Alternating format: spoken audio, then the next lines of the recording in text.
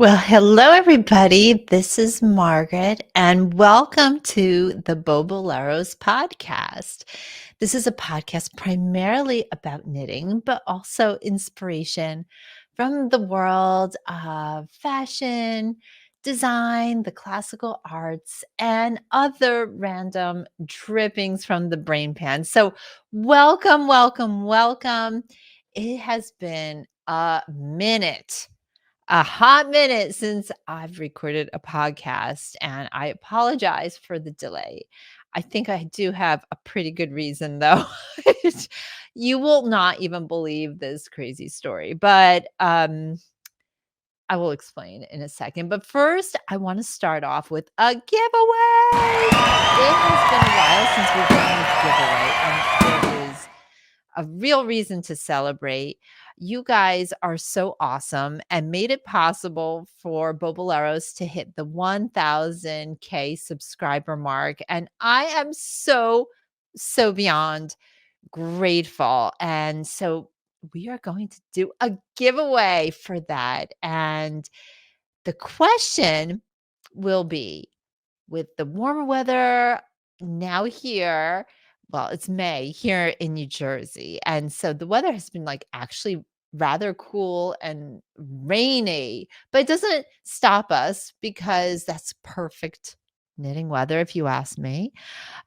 In any case, I am curious, do you knit summer things? And if so, what is on your needles for the summer, or what do you plan on casting on for the summer?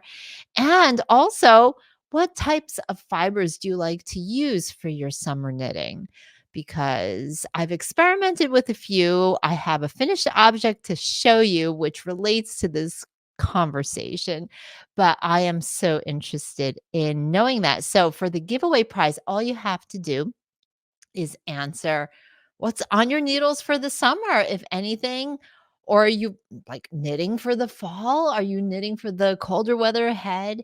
And if so, what types of fibers are you using? And the giveaway prize will be a skein of yarn, well, a sock set from my most recent Botanica collection. And I'll give you the choices because they are on the website now, so you could take a deeper look at these, but it is BFL, Blue-Faced Leicester, gorgeous, scrumptious yarn combinations inspired by roses, and I got this beautiful book, uh, and it had all historical rose pictures and prints and drawings, and I was so taken with the history of the rose that I decided to make 4 different colorways into sock sets. So this is the first one, and for the giveaway prize, you'll get to choose which one you'd like. This one is Grande Dame. She's quite the lady, isn't she? She's quite the lady. Hot pink with the lemony yellow contrast color. All right. And then we have this one, which is Jump for Joy. Jump for Joy.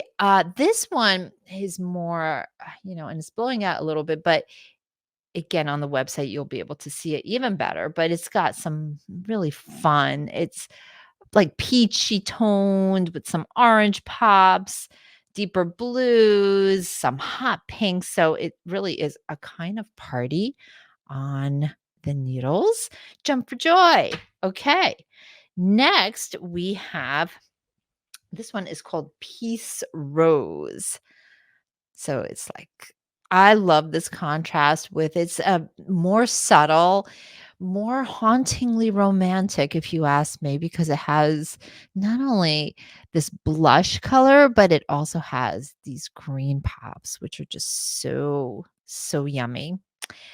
And last but not least, this is Enchanted Peace with a hot green kind of number, an electric green contrast. So nice pinks and all the typical kind of rose carnation colors. So, yes, that will be the prize, one of these sets. And again, just answer the question in the comments below. What are you knitting for summer? This summer, what's going to be on your needles? And if you care to share the pattern and also the fiber you're using, I just would love to start that conversation with you. So, thank you so much for helping me reach that goal of 1,000 subscribers. It means so much just because it's such a great community. It's the most fabulous community of all. And I am looking forward to having more community type events. And this is one of the reasons for this kind of new set. So yeah, it has a little bit more podcasting style, which I've had a podcast for my piano playing years ago, which then morphed into a live stream. And then I think now I sort of felt the urge to get back into podcasting. And I don't know if you know this about me, but I am like a gear. I hate to say this word, but they have a naughty four-letter word that starts with S and ends with T for people that enjoy, acquiring tech gear, audiovisual gear, and I'm one of those. Yeah, so I was like, "Okay, I need to upgrade my mic," and so I'm just enjoying this new mic, which is a Heil, if you wanna know, a Heil PR40, but it means I have to stay close to it because if I move, then you can't hear me. So anyway, I'm an audio geek. What can I say? What can I say? I don't know if I'm going to stick with this set for knitting purposes, but I just thought I'd try it out. Why not? Okay. Speaking of giveaways, we have another giveaway coming up. Actually, three prizes for winners from the Dartmoor Cal. We just wrapped it up. It has been a fun cal hosted by Leslie Friend, Gina from Skin Cocaine, and myself. And we were all in community knitting the Dartmoor sweater, which was a lot of fun. And I shared my experience with the knit and my problems because of my yarn choices, which led to me knitting essentially a tent and having to rectify the situation as much as I could in order to not have to frog it. Because as you know, frogging mohair is no fun. So that was not an option for me. But if you're interested in the tale of, what happens when you knit something that is so big that it seems like unwearable, and then how I kind of took matters into my own desperate hands and desperately tried to downsize it. And I would say I succeeded for the purposes intended. I got it down to size and I got it into a sweater, a wearable garment. So if you if you have ever experienced being so far off of gauge and not catching the problem until you're way too deep, then you'll appreciate this story. So it is on one of the most recent episodes. You could hear all about my trials and tribulations knitting the Dartmoor, which again is nothing having to do with the pattern and all having to do with user error. Which leads me to the next topic, why I have been out of commission for over a month. And it started, as most things do, with a simple, yet I would say it was an idea that had the right heart and intent. I wanted to knit a special cardigan for my daughter, Maia, who is an appreciateur of knitting. She knits herself. And she, for the longest time, has been talking about, "Oh, I want to knit a cardigan. I want to have a classic cardigan, mom." But she was knee deep in exams for school and just never having the time. So I said to myself, why don't I do something nice for a change? stop being such a selfish knitter, Margaret, and knit something for your daughter." And I thought, "Okay, what am I going to do?" So I started dyeing up yarn, and I wanted a kind of classic color. And so I went with a camel colored worsted weight. And the idea I had in my mind was to knit the Billy sweater. And I have never done anything with elaborate cables before. Maybe one or two cables here and there, but not an elaborate sweater that has all sorts of charts. And having watched a lot of the videos of people making the snow crocus sweater recently, which was a knit along hosted by Jackie Rose and a Patreon hosted by Jackie.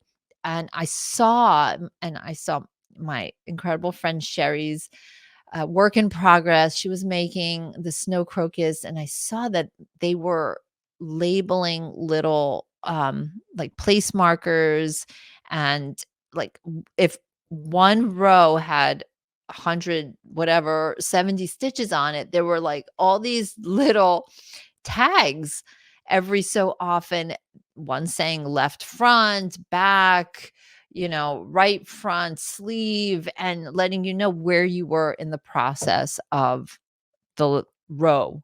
And I thought, that's genius. I should do the same because this Billy cardigan was of, I would say, similar difficulty level. And I felt up to the challenge. I really tore into it. However, I had a hard time meeting the gauge for the pattern, but I was insistent on using the yarn combo, which I had dyed up, which was one one strand of the worsted weight with one strand of alpaca fingering. And it was actually a bigger gauge. And so I kept having to size down the needles. And I believe this sweater is knit on like a 7, and I sized down to a 4 needle. So this is as far as I got. So as you could see, it wasn't very far. Um, it's beautiful, right? Like, I mean, that Billy sweater is still on my list of sweaters to knit. I think it's Sari Nordland's pattern, and I do think that there is a sweater version and a cardigan version. This was the cardigan I was knitting, but you know something? After knitting for several nights on this, I noticed that I was, like, having to push and pull a lot with the cables, and I attribute it to my thick yarn because, like, double-stranded, this is, like, as thick as it was getting, which is pretty thick, and this is a pretty thin needle for that. Anyway, I started to have such weird pain in my right elbow. I was like, "This is very uncommon." I'm always extremely careful with how I use my arms and hands when I knit. I play piano, and so I'm always very careful to make sure I'm doing things the ergonomic way. But this just escaped my radar. And when I tell you that this elbow pain was not going away, I put this knit down and I waited it out, and it just was persistent. Like, maybe I should have stopped doing everything, knitting related, but I couldn't. You just, it's so hard when you're a knitter, right? Like, to not do it. And so I just kept knitting on different things, but aggravating the pain. And then I had to prepare for a concert, which didn't bother me when I played, but it was like other things that, you know, doing some weeding outside, and I couldn't do like the normal things, and carrying things, I couldn't do that. And so I said, "Oh my gosh, I think I have to just stop knitting for a while," which was so super hard to do. But I'm happy to report that I am back in business, and thankfully the pain has subsided. But how weird was that? Did you ever experience pain with knitting, or working on a project that you were then stressing your hands out. I know a lot of times people say that when they knit with larger needles, that sometimes it's hard on their hands. Uh, I have not experienced that as much, but, like, with this, that was, like, a whole new level. Maybe it was because I'm not used to cables and I'm not used to that much pulling, but again, maybe I'm thinking it was my gauge. So, anyway, lesson learned. I will stop trying to always tweak and change the gauge. I did that with the Dartmoor this year. I salvaged it, but with this, I was like, okay, I am not winning this battle. It's not even a battle worth fighting. Although I have to say, the fabric is so scrumptious. If you could feel this, it is so buttery soft. So I would love to go with it, but I can't. Isn't this so cute though? Oh my God. Anyway, lesson learned. Lesson learned. But what have I been knitting in the meantime? Well, I had a birthday in early April, and part of my birthday fun was going to Doylestown for a Saturday afternoon with my kids. And we had the best time. If you guys ever go to Doylestown, of course, to see Forever Yarn and my friend Yen at Forever Yarn, then you must also stop at this pizza place. It's this what is the name of it? Oh my gosh, it escapes my mind right now. But it is a flatbread pizza place, literally 2 doors down from the yarn shop, and it is so awesome. Like, the different flavor combinations they have is outrageous, and it was just so much fun because you order, like, all these different flavors, and you mix and match, and you just have like a pizza party par excellence. And one of my favorites, like this was the combination. It was pear and brie, but because it had red onion on it, it was like a symphony of flavor. It was so fantastic. The name is going to come back to me. If not, I'm going to put it in the show notes. But anyway, definitely something to investigate and enjoy while you're out there. So, of course, we wandered into Forever Yarn, and right away, Maya and I were smitten because Yan is always making the owner of Forever Yarn. She's always got her eye on the pulse of what is cool and fashionable, especially coming out of Europe. And she just ran over to us and said, "You have to see what I'm knitting right now. You're going to love it." And she was right. We just instantly were like smacked with the gloriousness of her knit. And let me show you what she was knitting. And here's some footage I'm going to insert of Maya trying on her knit. Yes. Should I see the red? I'm gonna show you the red. I love the back. Yeah, and So Tanya and I, we were just saying, like, amazing how the detail, how you follow it, she had you finish. So nice. It was just top notch. Wow. And so you said you don't need to seam anything. Nothing. This That's is a the top best. down and one piece. It falls so nice. It feels so nice, and the way the sleeve is done is just This so is cool. beautiful. Yeah. Where's the red color? It is the Ingrid sweater by Gregoria Fibers. And it's like this oversized, really phenomenal construction. At why it reminds me like of a sea anemone or some kind of like sea creature, I cannot tell you, but it does.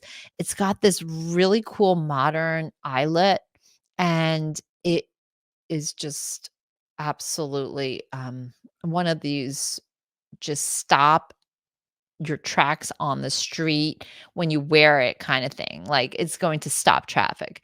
So we both got yarn for this project. And so the yarn that we got was Gebhardt Woolia and also one strand of the Kid Seta. And it creates this wonderful fabric. This is 100%, the Woolia is 100% organic merino wool, and I would say this is probably more of a like a worsted type weight. It's not too thin, and I don't know, this mohair is just so soft and buttery. It's at a very, very reasonable price point, and oh gosh, it just is so wonderful. So Maya is way ahead of me, but let me just show you what my progress has been. And I did something so silly. Oh my gosh. I'll tell you, it was just like ridiculous. But this is so far what I've got. And this is the back. And so you start with the back and you knit to a certain point, and then you actually have to detach the yarn and reattach it in order to do the right front, like a total spaz.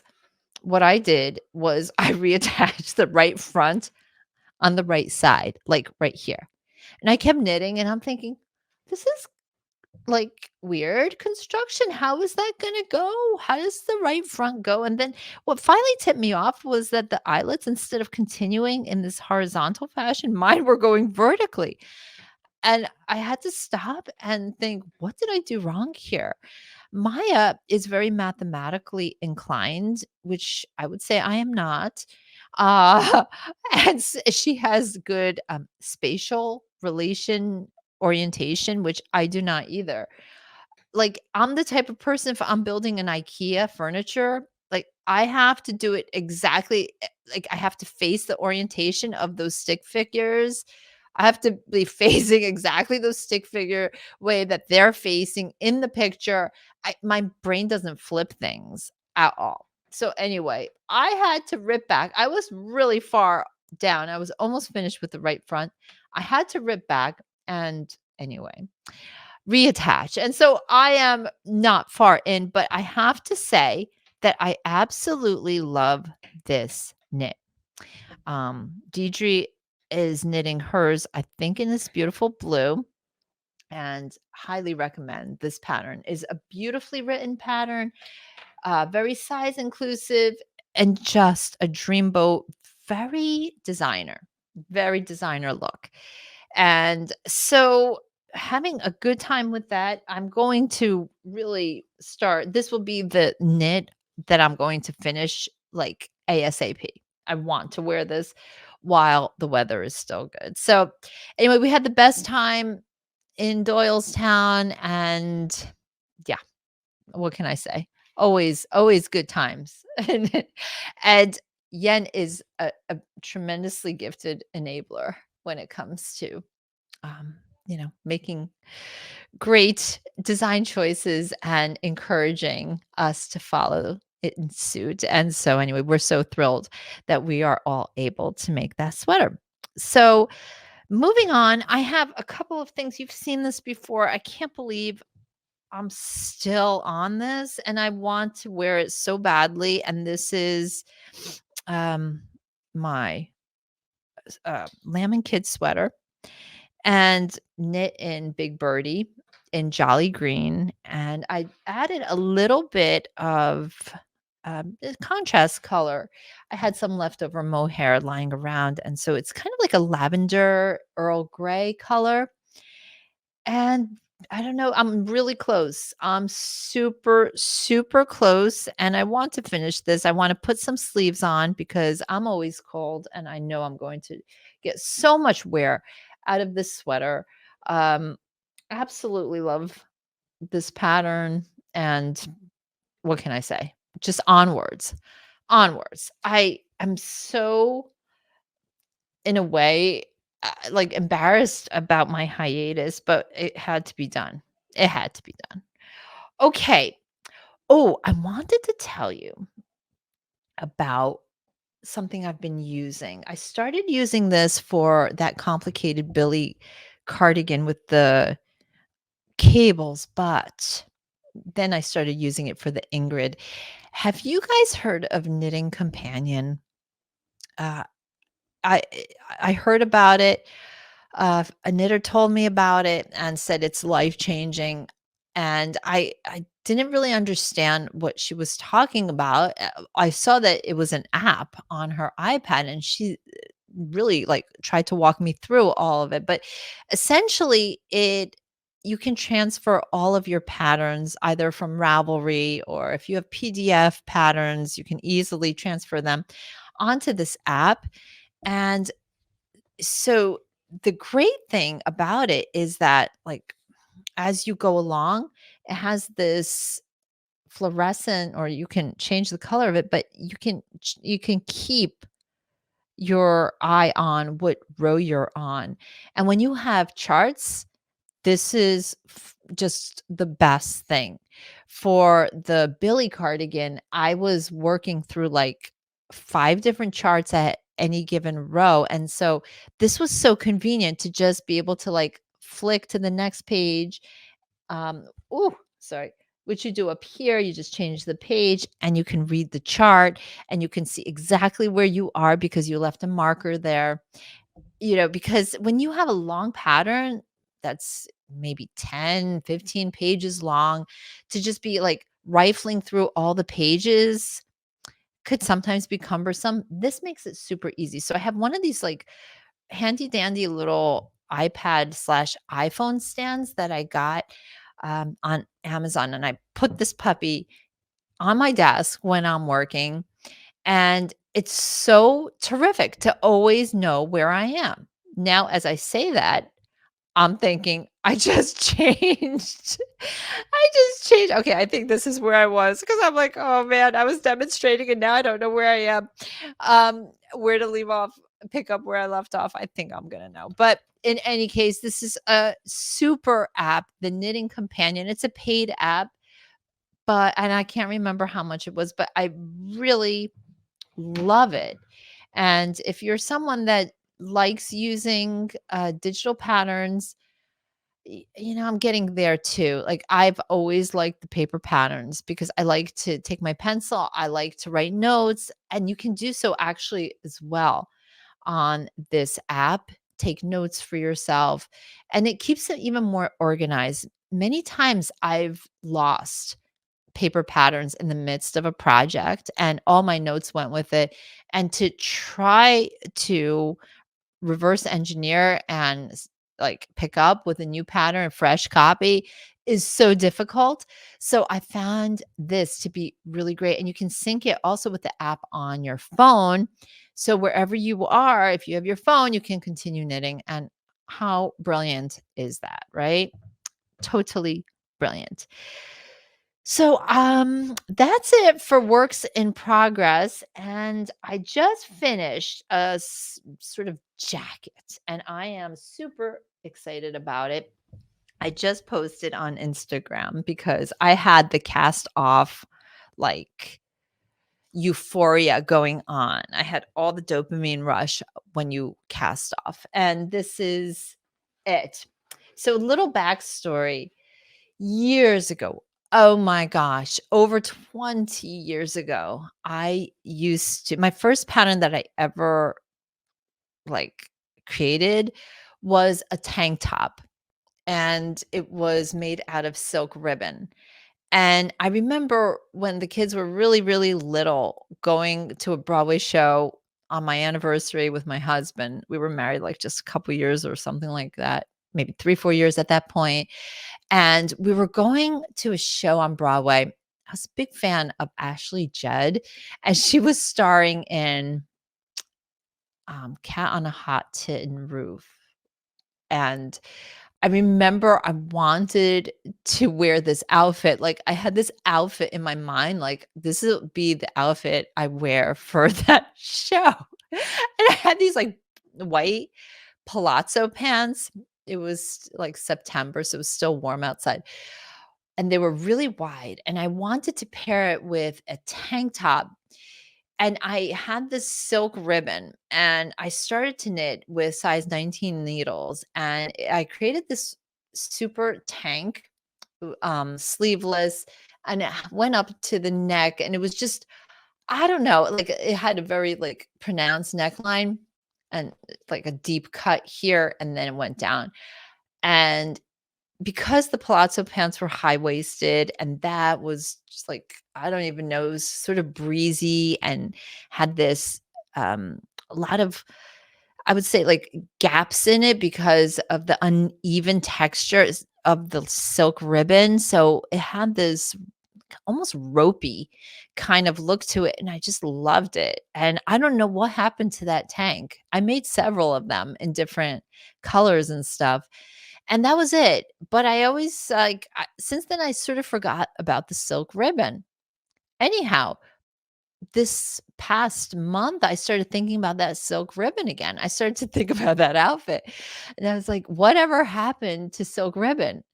I must start again with this silk ribbon." So I got silk ribbon and I started to create. And I thought, I want a little jacket. I want a little bolero kind of piece to go over jeans, to throw on like when going to like coffee with friends, something casual, but also something that you can put on over a skirt or something like for the summer nights, going to a barbecue that'll still look elevated, but is in essence casual. I also sort of had something like Grecian on the mind, like almost, I don't even know, like the thing of like the fibrous ropes of a type of yarn that just, like, dangles. I had this picture on my Instagram, and it kind of explains, like, in its infancy when this was, like, just begun, and it's like this rope of silk is dangling, and the nubbiness of it and earthiness of it, like, really got me, and I started to think of, like, the I don't know, the Egyptian exhibit at the Metropolitan Museum and, like, I know this sounds weird, but, like, mummies, but in a good way, like, the wrappings, and I love the idea of, like, this beautiful silk wrap. So, anyway, that's the inspiration behind it, and I essentially riffed off of my Coco Bolero pattern. If you know the Coco Bolero, you right away see the change. The Coco Bolero has a slip stitch pattern, and this is all stockinette. So for that alone, it's a lot quicker and easier. And so anyway, you just start with the back. It's actually a very straightforward knit, a very straightforward pattern. You start with the back, make some shaping for the armholes, and then you continue for the front. You do the right front while the rest are on a holder.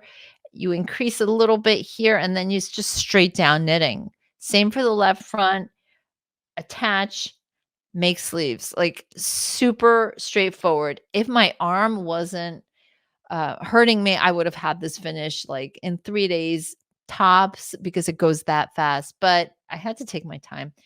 Uh, in any case, I just love how it came out. I'm going to do a full video on this piece and how I went about knitting it and some of the not modifications, but some of the additional things. Like there's a crochet trim detail, how I blocked it, yada yada yada. I was inspired by something I saw on the Prada website. Yes, Prada. Prada has a jacket with matching skirt set in silk, and it is gorgeous, and I wanted it, but it's like $4,000 for the jacket. So, I was thinking, how can I get the look for less? And so this was my idea how to do that.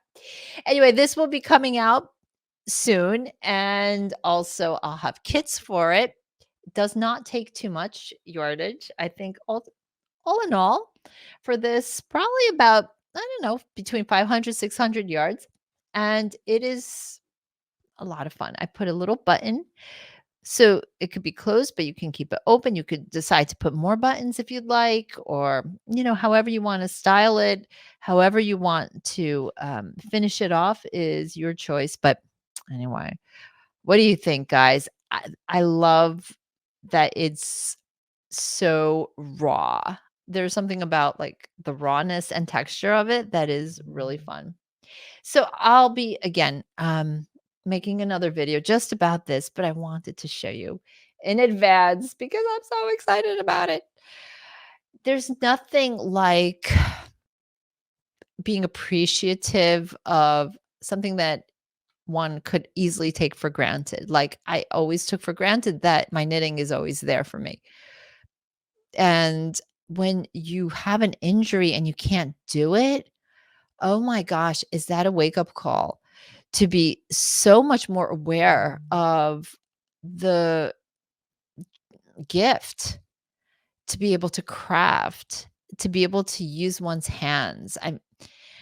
I remember a quote by, the composer Rachmaninoff, who was a great pianist as well, and the most beautiful music he wrote. And at the end of his life, he had so much gratitude for the gift of his hands, of being able to express and create so much through the gift of his hands. And so, truly, it made me realize the gift we have in creation, and it made me appreciate so much more having creative hands. I'm definitely a person who loves to do things with my hands, rather than an academic type that likes to read. I love books. My husband always jokes like I love collecting books. It's just not 100% true. I read them too, but if given the choice of a book in front of me or knitting, I'll always choose the knitting. What? I wish I could combine it. I actually once thought it might be possible to combine. So I bought a cookbook stand, especially for reading a book while knitting. So I attempted it. So I got some book, and I'm not like I don't read many novels, so it's always like a book about trying to learn something, which takes a lot of concentration, as does knitting. So when you put those 2 things together, it's like a recipe for disaster for my brain. And so that's what happened. My brain overloaded. I was like, I can't do both. I just have to choose. So, audiobooks are good.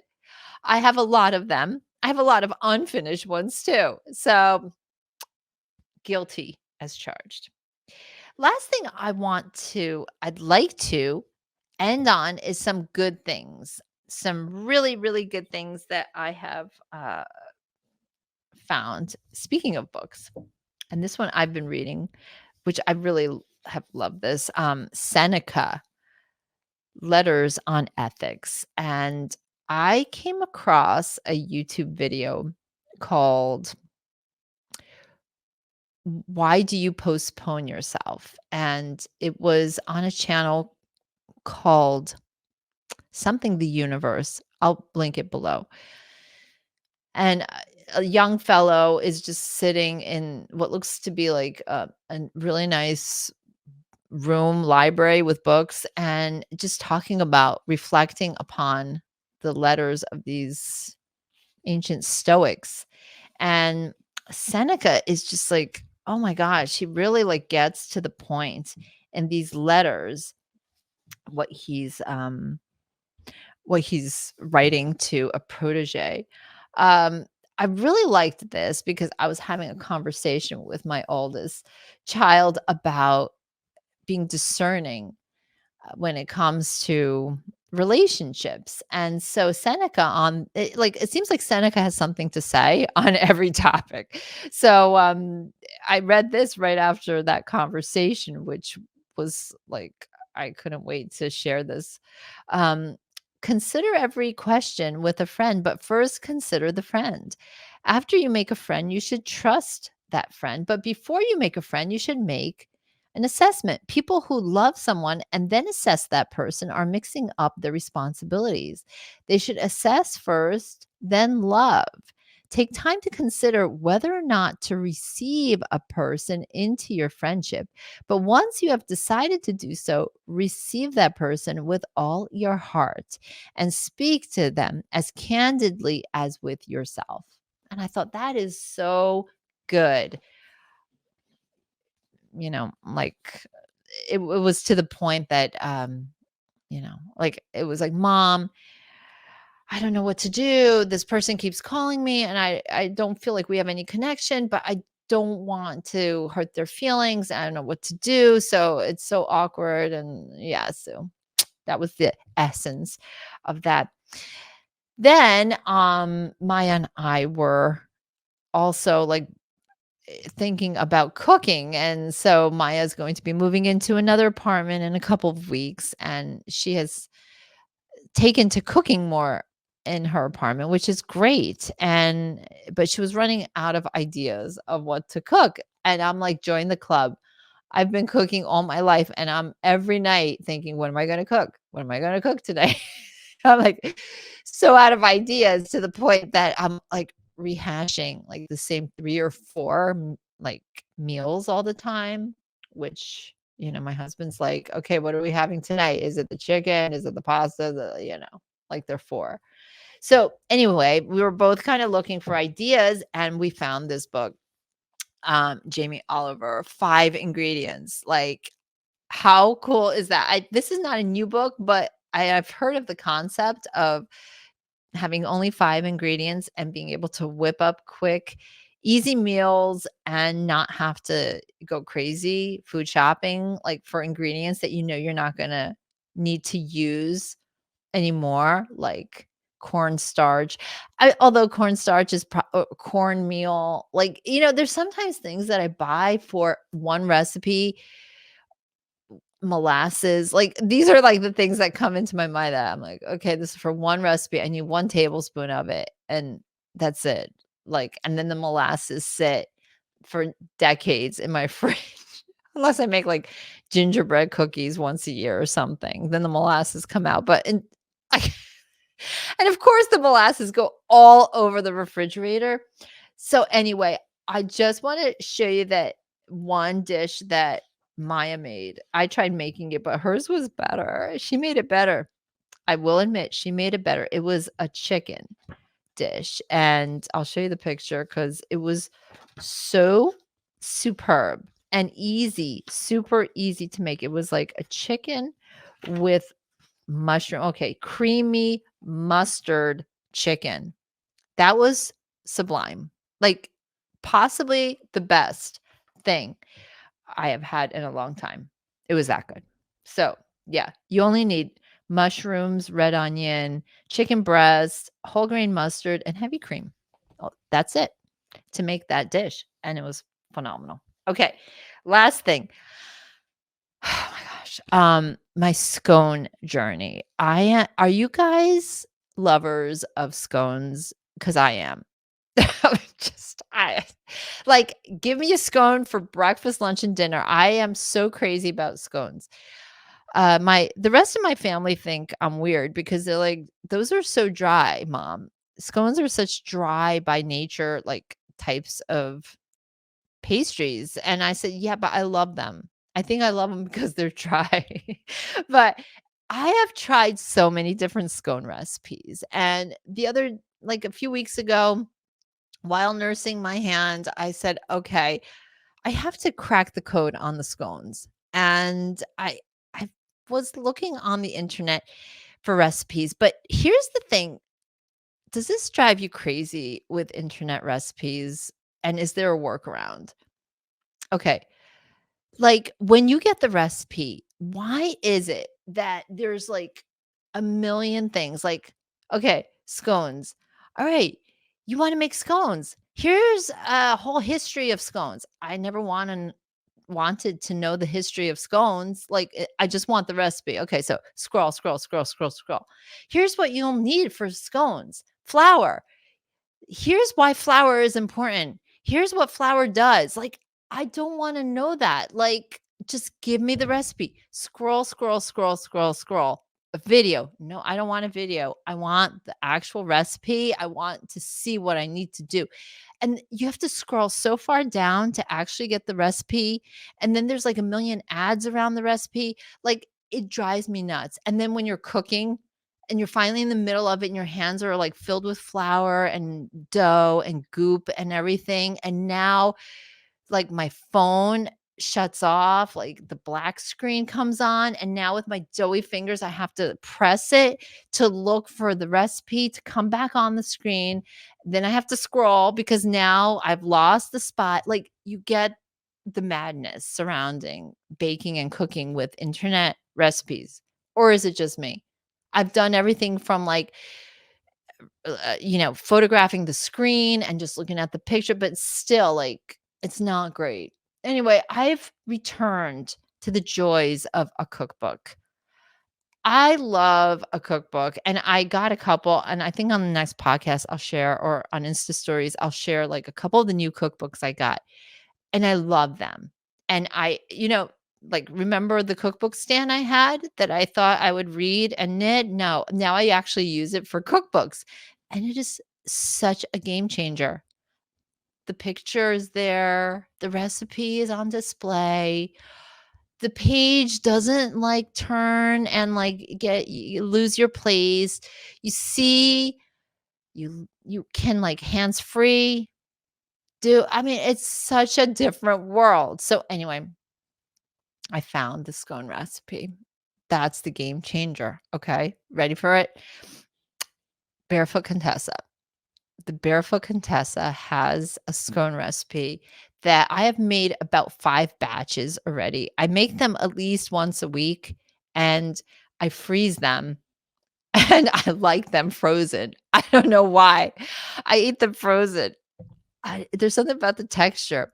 So I have been using her recipe for strawberry scones, but I don't put strawberries. I put chocolate chips because that's just how I roll. I love chocolate chips, and I found these dried cherries at Costco, and so I put chocolate chips and dried cherries in, and it is the bomb. This recipe is the bomb, and I was looking for if that's available, like, online, and I did find the recipe of her making it, Ina Gardner, queen herself, making it on YouTube, and I'm going to link it. If you make them, let me know your thoughts. At first, I was a little stunned that there are 4 eggs. Yes, 4 eggs in the scone recipe, and also 4 cups of flour, and also like a pound. Not is it a pound? No, a cup and a half, not a pound. A cup and a half of butter. But it might as well be a pound and a half. So much butter. Maybe I'll make a video making these scones if that would be of interest, because I do something weird with the butter, but it's been working. So this has always been my hang up with scones, is how, like, when they say that you have to like work the cold butter into the dough, like into pea-sized bits.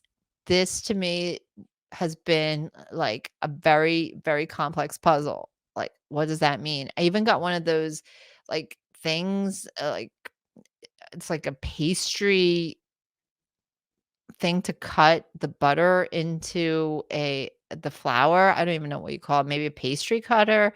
It's got it's like shaped like an arc, and it has a few, I don't know. And so you just like anyway, I don't use it. It's not something I can understand even. So anyway, so I did this new thing with the butter, and they come out really good, I have to say. So my scone game is on. I am a happy camper. My hand is feeling better. I am like full of joy. And you know what? You guys are the best. So I love you very much. And I'm so grateful again for your support, for subscribing, for watching, for your comments, and just for the joy that this community brings.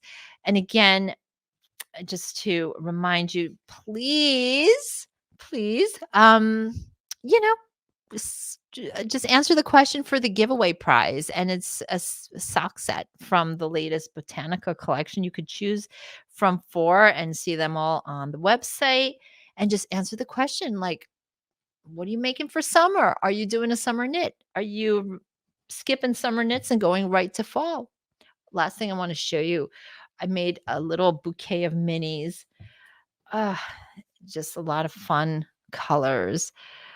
I had so much fun with the Botanica collection because, who doesn't love flowers? And when those spring flowers start to come out, it's just the best feeling. So, anyway, happy spring to you all.